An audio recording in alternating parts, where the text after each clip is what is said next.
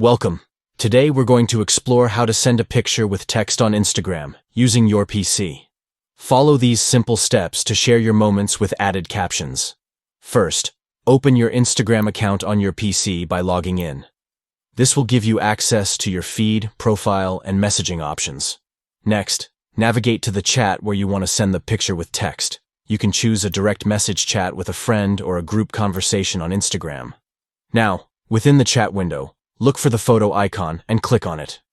Select the photo you want to share from your computer by clicking on it. After choosing the photo, click Open to add it to the chat. You can then proceed to write the text you want to accompany the image. Click on the text input field and type in your message or caption. Be creative with your text to enhance the photo you're sharing. Once you've written the text, click on Send to share the picture with text in the chat.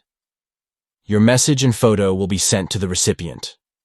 By following these steps, you can easily send pictures with text on Instagram from your PC, allowing you to add a personal touch to your shared images and engage with your friends in a meaningful way. Thank you for watching this tutorial. We hope this guide has helped you in sending pictures with text on Instagram on your PC. Share your stories, express yourself with captions, and connect with others through visual storytelling on Instagram.